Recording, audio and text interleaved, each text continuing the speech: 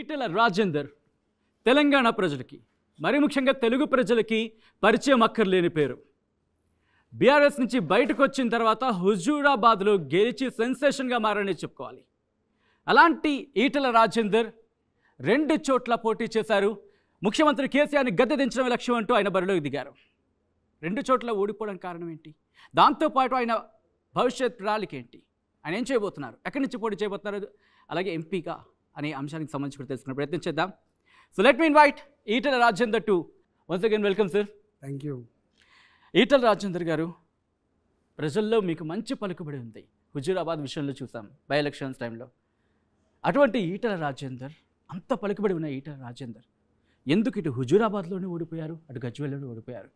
దీని మీద ఏమైనా మీరు అంత పరిశీలన చేసుకున్నారా? జనరల్గా రాజకీయాలలో నాయకులకు గెలుపు ఓటములు సహజంగా ఉంటాయి.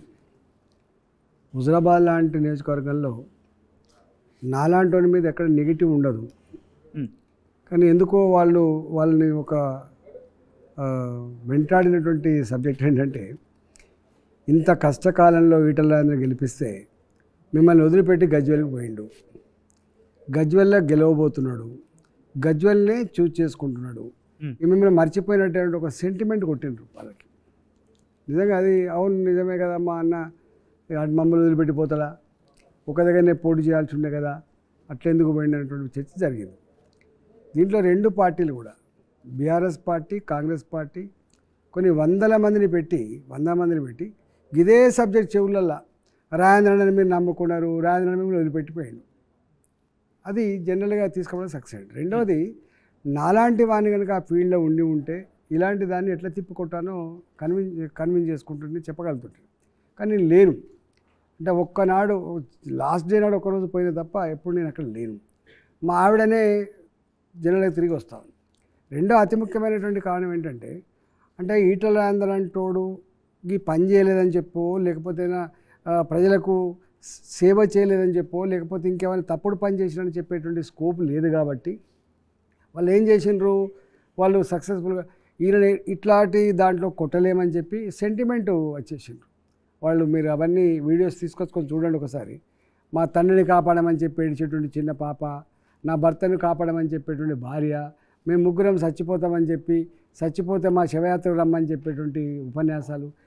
ఇంతేకాకుండా తడిబట్టల మీద కూర్చొని అప్పీల్ చేసే పద్ధతి, గుండె బరువెక్కింది, నేను చచ్చిపోతా, నాకు భిక్ష పెట్టమని, ఇవన్నీ ఇట్లాంటి వాటితో పాటుగా నాలాంటి వాడి మీద జనరల్గా ఇవి కొన్ని బయటికి చెప్పలేని ఉంటాయి. ఈటెల రాజేందర్ అంటోడు రేపు భారతీయ జనతా పార్టీ గెలిస్తే స్థానం ఏంది ఇదేందని కొంత వ్యతిరేకించే వాళ్ళు కూడా ఉంటారు.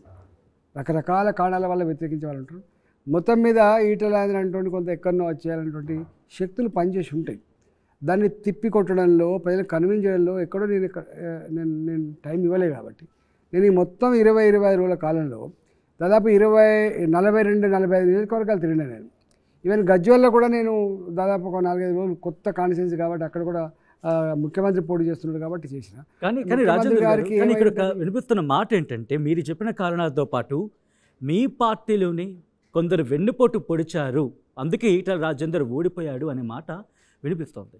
ఎవరు మీ పార్టీలో మీకు వెన్నుపోటు పొడిచారు అనే మాట వినిపిస్తోంది? ఇందుకు ఎవరండి మీ పార్టీలో? జనరల్గా సరే పోటీతత్వం ఉండొచ్చు, ఇట్లాంటి ఏమైనా ఉండొచ్చు, కానీ గా కారణాల వల్లనే నేను ఓడిపోయినని మాత్రం నేను భావించట్లేదు.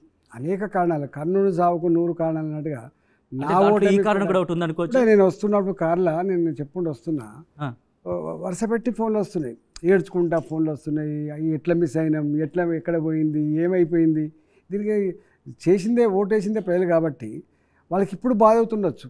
అయ్యో అన్న అక్కడ గెలుతాలనుకున్నాం కదా, అక్కడ ఇక్కడ మొత్తం ఏ హుజూరాబాద్నైతే ఆనాడు కీర్తించినలో తెలుగు మాట్లాడే ప్రజలందరూ కూడా, అమెరికాలో ఉన్నవాళ్ళు, లండన్లో ఉన్నవాళ్ళు, దుబాయ్లో ఉన్నవాళ్ళు, ఇతర జిల్లాలకు పోయినప్పుడు అరే మీరు గొప్పగా ఈటెల రాజేందర్ని గెలిపించి తెలంగాణ ప్రజల ఆత్మగౌరవ బావుట ఎగిరేషన్ అని చెప్పి అన్నాడు ఏదైతే కీర్తించిందో, ఇవాళ మళ్ళీ అదే వాళ్ళు వీళ్ళు పోతే మీరు ఇంత దుర్మార్గమైన పని ఎట్లా చేసిండ్రు, ఇంత థర్డ్ క్లాస్ ఎట్లా పని, ఇట్లా వాళ్ళని కొంచెం అవమానపరుస్తున్నప్పుడు వాళ్ళు తట్టుకోలేకపోతున్నారు.